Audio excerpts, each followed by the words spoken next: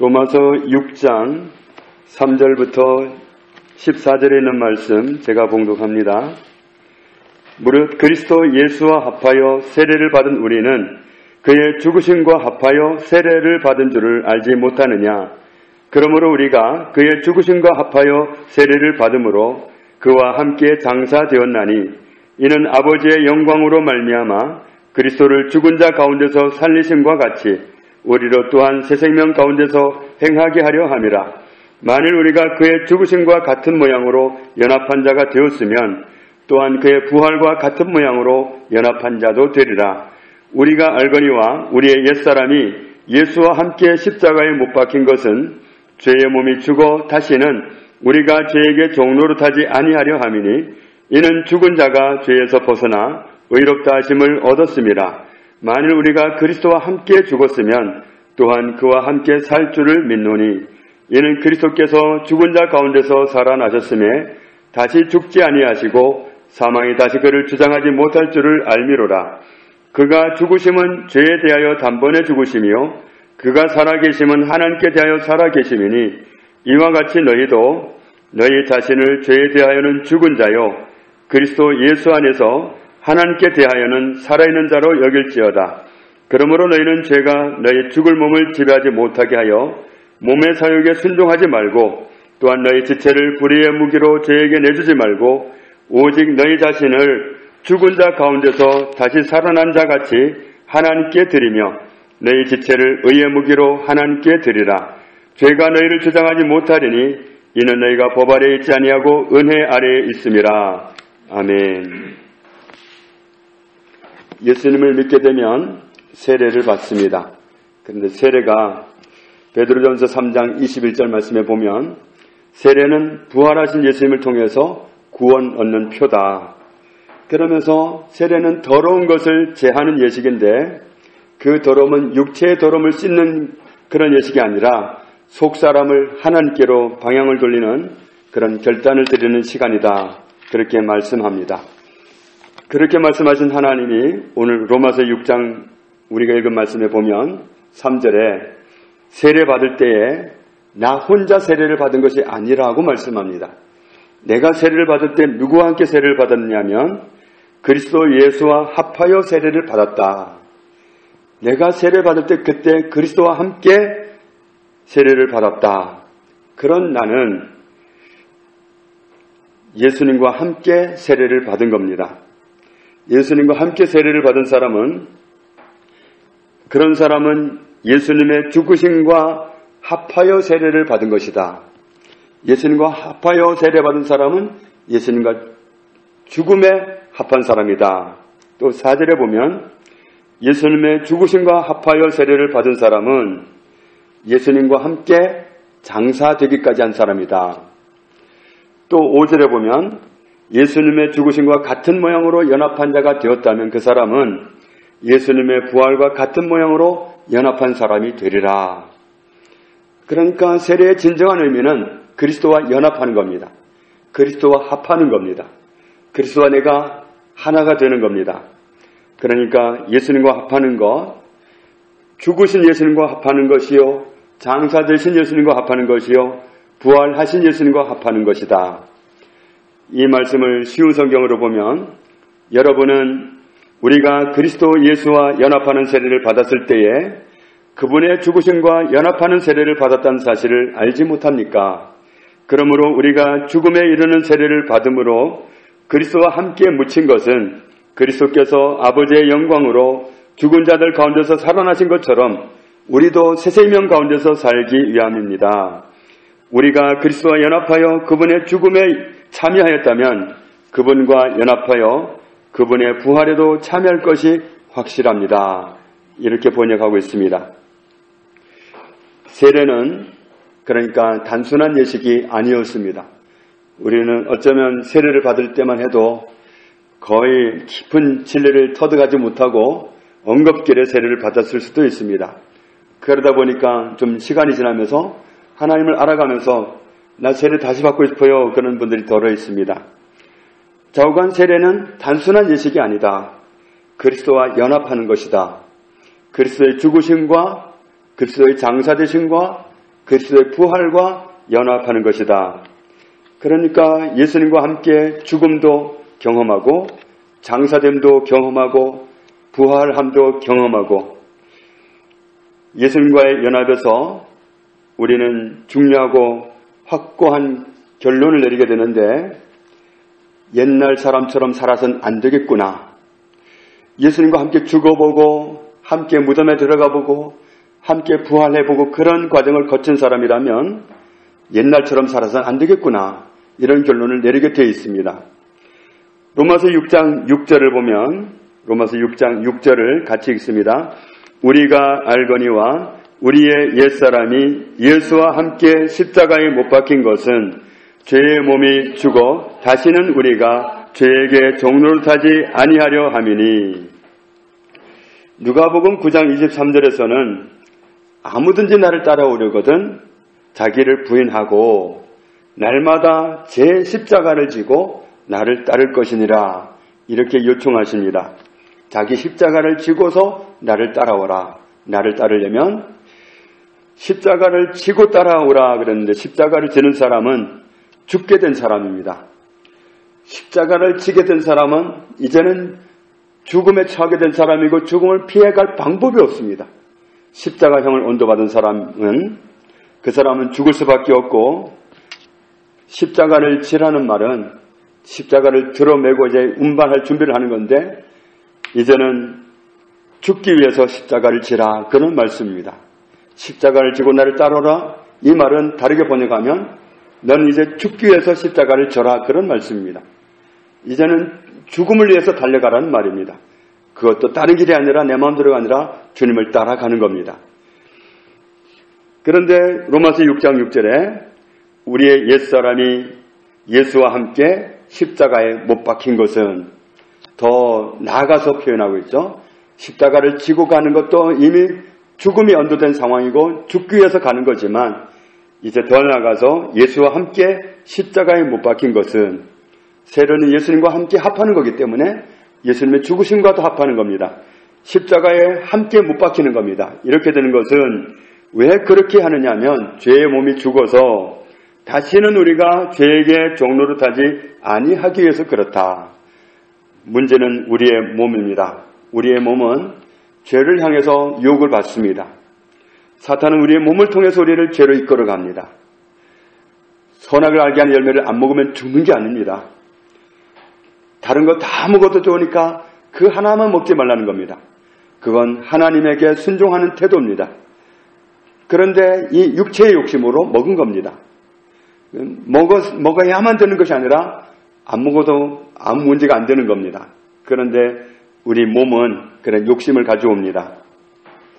예수님의 죽으심에 연합하는 목적은 옛사람을 죽게 하는 겁니다.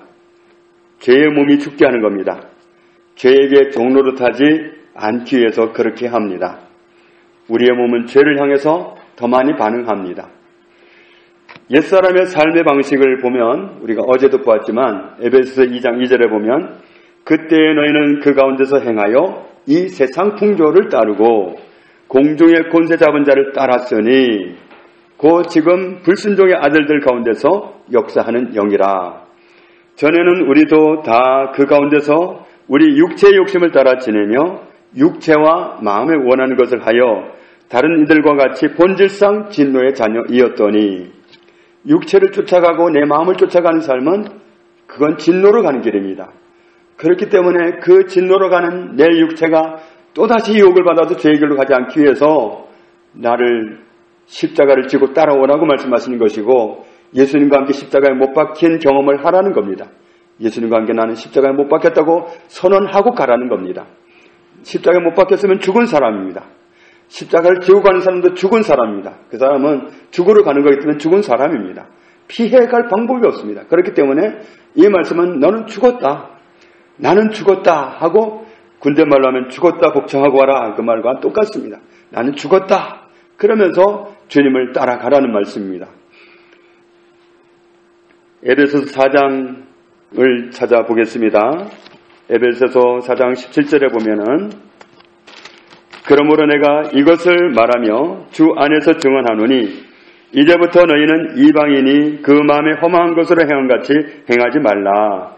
그들의 총명이 어두워지고 그들 가운데 있는 무지함과 그들의 마음이 굳어짐으로 말미암아 하나님의 생명에서 떠나 있도다. 그들이 감각 없는 자가 되어 자신을 방탕에 방임하여 모든 더러운 것을 욕심으로 행하되 오직 너희는 그리스도를 그같이 배우지 아니하였느니라. 진리가 예수 안에 있는 것 같이 너희가 참으로 그에게서 듣고 또한 그 안에서 가르침을 받았을진데 22절 같이 읽습니다. 너희는 유혹의 욕심을 따라 썩어져가는 구습을 따르는 옛사람을 벗어버리고 끝없이 유혹을 받는 내 썩어져가는 육신의 욕심, 그 구습을 따르는 옛사람을 벗어버리고 오직 너희의 심령이 새롭게 되어서 하나님을 따라가고 의와 진리의 거룩함으로 지으심을 받은 새 사람을 입으라. 옛사람, 옛날 살던 방식으로 살지 말고 하나님 안에서 새 사람으로 살아라. 옛사람은 죽었다 이렇게 하고 주님을 온전히 따르라는 말씀입니다. 로마서 8장 12절에 보면 그러므로 형제들아 우리가 빚진 자로 내 육신에게 져서 육신대로 살 것이 아니니라. 너희가 육신대로 살면 반드시 죽을 것이로되 영으로서 몸의 행실을 죽이면 살리니 무릇 하나님의 영으로 인도함을 받는 사람은 곧 하나님의 아들이라. 육신대로 살면 반드시 죽으리라. 육신을 쫓아가면 반드시 죽음이니까 육신은 죽었다. 그렇게 결정하고 주님을 온전히 따라오라 이 말씀입니다. 갈라디아서 2장 20절에도 말씀했죠.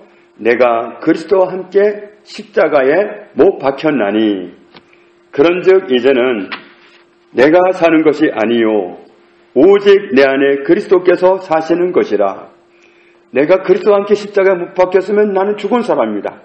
내가 그리스도와 함께 십자가에 못 박혔나니 그런즉 이제는 내가 산 것이 아니다. 난 죽었다. 오직 내 안에 그리스도께서 사시는 것이라. 이 나라는 삶 속에 누가 살아있냐면 내가 아니라 그리스도가 살아계시는 것이다. 그리스도가 살아계시고 이제 내가 육체 가운데 사는 것은 나를 사랑하사 나를 위하여 자기 자신을 버리신 하나님의 아들을 믿는 믿음 안에서 사는 것이라. 옛사람은 죽었습니다. 그리스도와 함께 십자가에 못 박혀서 나는 죽었습니다. 케네스 해긴 목사님이 소년 때에 예수님을 만나고 나서 어느 날 친구들을 만났습니다. 친구들이 옛날 새록새록한 그런 기억을 더듬어서 해긴 친구한테 말합니다. 야, 너 전에 우리 놀던 거 생각나니? 그러니까 뭘? 야, 그때 우리 창고도 털고 그랬잖아.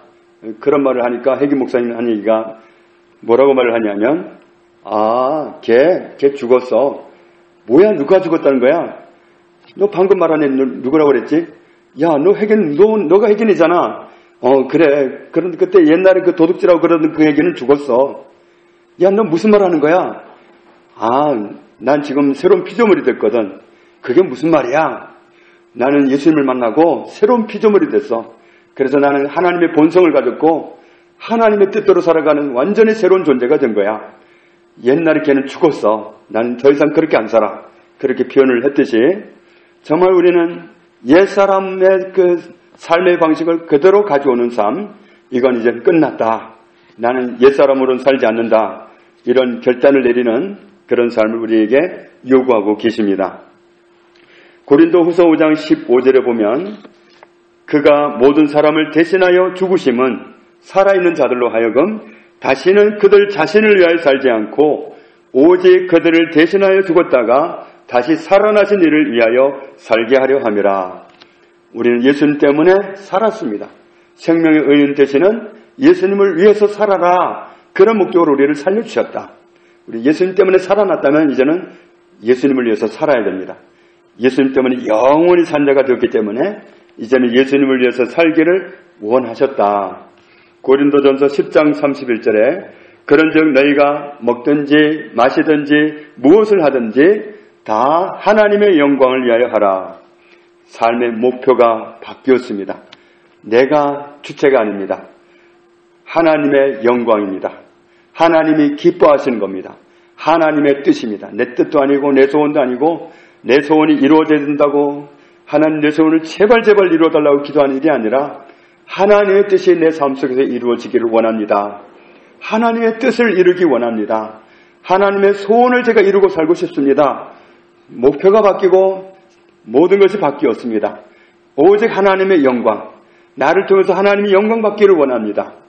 하나님의 영광을 받아야 되니까 화가 욱 올라가다가 화를 내버리면 하나님 영광 못 받으시지 버려버리고, 그렇게 정말 옛사람의 살던 방식을 하나님의 영광이라는 폭꽃을 가지고 살다 보니까 하나하나 벗어져 버리는 겁니다. 옛날 옛사람, 그 구습을 따르는 옛사람, 죽음으로 가는 그 옛사람의 모습은 자꾸만 버리면서 어떻게 하면 내가 하나님의 영광을 위해 살아갈까? 어떻게 하면 오늘 나라는 사람을 통해서 주님이 드러날까? 이런 삶을 살게 된다. 갈라디아서 2장 20절 말씀은 바로 그런 말씀입니다. 내가 그리스도와 함께 십자가에 못 박혔기 때문에 이제 내가 산 거 아닙니다. 내 안에 그리스도가 살아 계십니다. 내가 펄펄하게 살아있을수록 그리스도가 안 드러납니다. 내 옛생활 하던 그 방식이 내 삶 속에서 그대로 자꾸만 드러나면 내 안에 계신 그리스도를 사람들이 볼 수가 없습니다. 그런데 삶의 방식이 하나님의 영광을 위해서 살아가는 그 방향으로 딱 바뀌고 삶의 모든 습관들이 바뀌고 자꾸만 달라지면은 왜 저렇게 인간이 달라지나?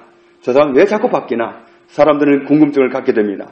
그러다가 어느 날 질문을 할 때 나는 예수님이 내 안에 계시기 때문에 예수님이 원하시는 삶을 산다. 이렇게 결론을 내리면 그리스도를 발견하기가 쉬워집니다. 그런데 우리가 입으로는 전도를 하는데 삶으로는 옛사람으로 살아가니까 사람들이 와닿지 않는 겁니다. 그리스도를 보여줘 하는 겁니다. 그리스도를 보여주는 건 내가 죽음으로써 그리스도가 드러나는 건데 내가 죽지 않고 그리스도를 믿으라고 하니까 사람들이 받아들이기 어려워하는 겁니다. 내가 그리스도와 함께 십자가에 못 박혔나니 그때에 내가 사는 것이 아니요 내 안에 그리스도께서 사시는 것이라. 내가 십자가에 못 박혀 죽었을 때 그리스도가 살아 드러나기 시작하십니다. 내가 살면 그리스도가 안 드러나고 내가 죽으면 그리스도가 드러납니다.